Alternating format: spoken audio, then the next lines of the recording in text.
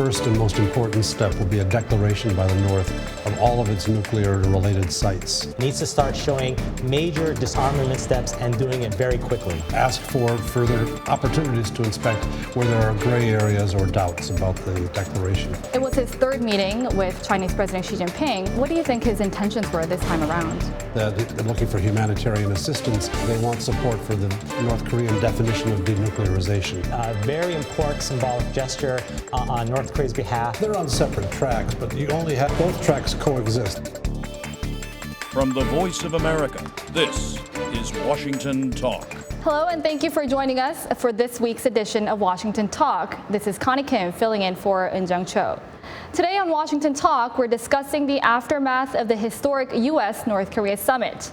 Both countries have already begun talks towards the end of North Korea's nuclear weapons program, and President Trump has said that North Korea has already started the process of denuclearization. Now, meanwhile, North Korean leader Kim Jong-un has again met with the Chinese leader Xi Jinping following his meeting with President Trump. How have both countries been following through on their commitments from the summit? And what steps has North Korea already taken towards denuclearization?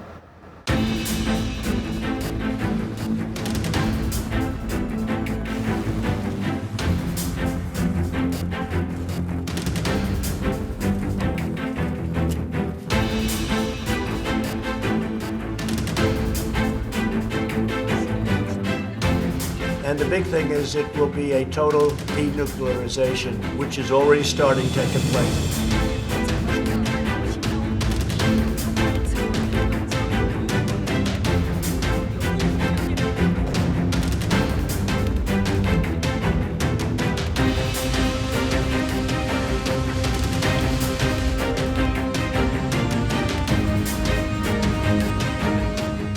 To help us better understand what's been happening since the historic summit, we're joined in the studio by Frank a former senior advisor for North Korea at the Defense Department and now a senior expert on North Korea at the United States Institute of Peace. And Douglas Paal, who has served as an analyst for the CIA, held positions at the National Security Council as the Director of Asian Affairs, and is now the Vice President for Studies at the Carnegie Endowment for International Peace.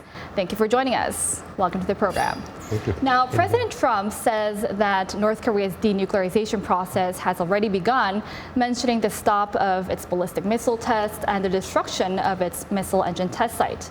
So is North Korea's denuclearization process beginning? Has it really started? Well, I think the beginning of the process has to start with the two leaders meeting together and expressing on Kim Jong-un's part a commitment to denuclearization, and for President Trump a pledge to provide the security guarantees and start on the pathway to peace. And so they both did that at Singapore. So that really is the beginning of the process.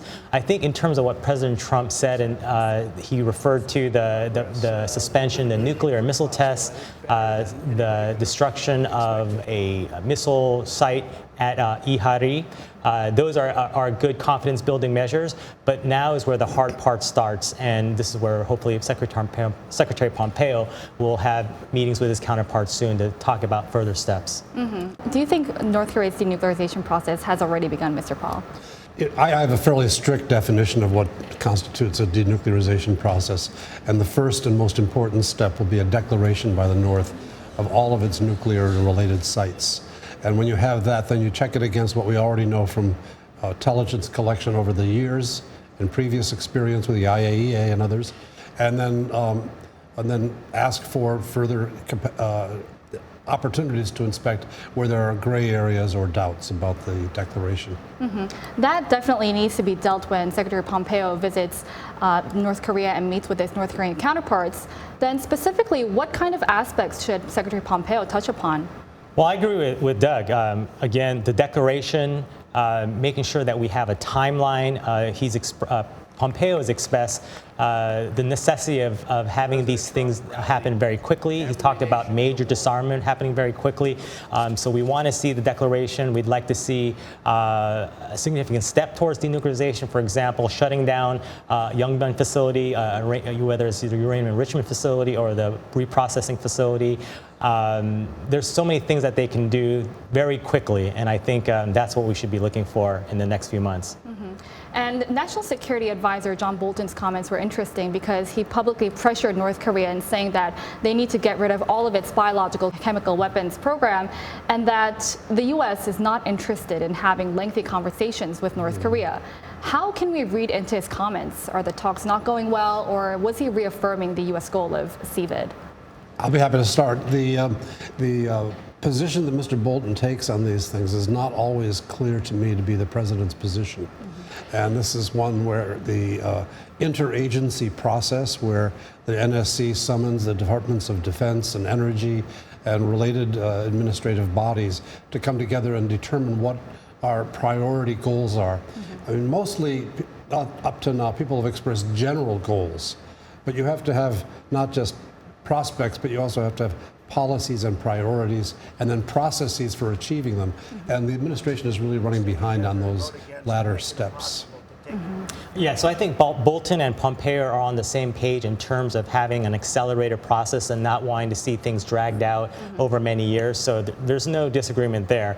I think as long as Bolton doesn't talk about or use the phrase Libya model, then we shouldn't have any issues from the North Korean side. And it seems like North Korea is trying to drag out this process while the United States wants to get things done as quick as possible. And we could see this by North Korean leader Kim Jong-un's visit to China. It was his third meeting with Chinese President Xi Jinping. What do you think his intentions were this time around?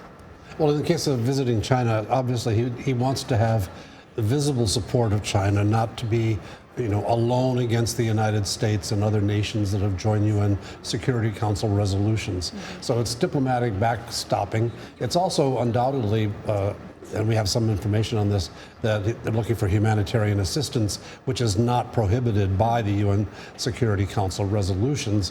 And then I think finally they want support for the North Korean definition of denuclearization, so that the bar to pass the test is not set so high that the North feels that it's just stripping itself of its capabilities. So we've been seeing closer relations between China and North Korea, and although they've yet to officially announce that they're going to lift sanctions, we've seen easing pressure from China on North Korea. Chinese allowed a North Korean airliner to plan a new route to China. So how much can we trust China in pressuring North Korea for its denuclearization? That's right, and that's a concern. We've heard anecdotal reports about China easing up on some of the enforcement, about relaxation of some of the sanctions related to the prohibited export items, so labor, textiles, seafood, just across the board, a lot of that is easing up. And so I think we should be very concerned about that. We've also seen reports in North Korea about the commodity prices staying relatively constant, not fluctuating too much. So I think we need to maintain the pressure on China. I think it'll be very difficult. I think the maximum pressure policy is probably out the window at this point, but we need to do whatever we can, even considering secondary sanctions, to continue the pressure on China. Then down the line, how do you think their close relations are going to affect North Korea's denuclearization process? Well, you can't really separate out the U.S. President Trump was the one who brought in trade and denuclearization and mixed them. And the U.S. has been taking a very aggressive trade posture. And this is undoubtedly going to have an effect on China's attitude toward the denuclearization process, because they have been combined by the president. And I want to touch upon the canceled U.S. South Korea military drills. President Trump said he's going to cancel the joint military drills following the summit. And so this was to show U.S. commitment to this peace process. Now that the ball is in North Korea's court, how should North Korea show their commitment in this peace process? The North Korea, we need the declaration. That's the thing that has to get the process started. These other steps are symbolic, maybe nice to have, but they don't get us to the final goal. At the same time, the president wanted to reciprocate the closure of the nuclear test site and the missile engine testing facility, and I think this was his way of keeping the process going by showing that he could give as well as North Korea could give on the symbolic areas. Yeah, I think there was a lot of criticism of how the president made this decision, but I think what's happening here is, so North Korea has asked for the longest time for this dual suspension, right? They've also asked for the parallel track negotiations on denuclearization and a peace treaty, and China as well. So this is effectively the United States saying to both of them, this is what you have asked for many, many years. We are providing this confidence-building measure to you. This shows you that we are serious about your denuclearization. Now is your time to demonstrate that you're very serious, and we need to start seeing those steps. And I wanted to ask you, then what more steps do you think North Korea can take in order to show that they're sincere about this denuclearization process? It needs to start showing major disarmament steps and doing it very quickly. This is the U.S. effort to demonstrate and provide a confidence-building measure that we're giving you exactly what you have asked for over the last 20, 30 years. Now it's North Korea's turn to demonstrate how serious it is about denuclearization. Mm-hmm. Does that mean blowing up one of their missile engine test sites? Well, again, we've heard reports that North Korea has committed to dismantling or eliminating its Seohae missile testing site, which is for the liquid engine. So that will be a very important signal for its seriousness. Mm-hmm. And down the line, if the United States and North Korea were able to agree on a treaty and present it to Congress, what would that treaty need to look like in order to be approved? Well, the biggest problem is that Congress is out of the habit of passing treaties. We haven't passed anything that requires a two-thirds majority in the Senate for now decades. Mm-hmm. And getting the kind of cooperation between the two parties in the Senate with a president who's controversial at the very outset for the Democrats is going to be a huge challenge. So it's going to have to be really an airtight treaty with every kind of ambiguity resolved. And getting to that level of specificity in a two-nation treaty or a multi-nation treaty is going to be very challenging. I agree, and I think it'll be very complicated. But I think the things that we really want to see may not even be something that's a part of the treaty. Things like a commitment to human rights. I think that would be very helpful to get some people who are very supportive and advocates of the human rights issue on board for signing a peace treaty.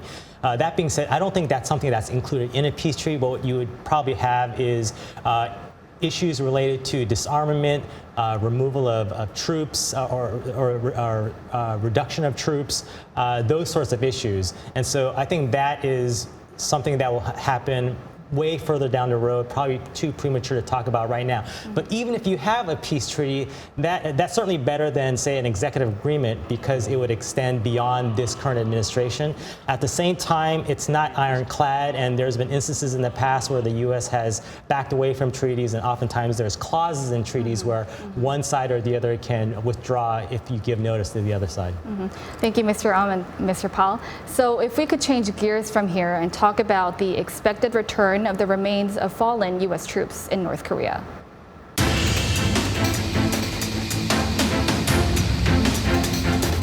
Our great fallen heroes, the remains, in fact, today already 200 have been sent back.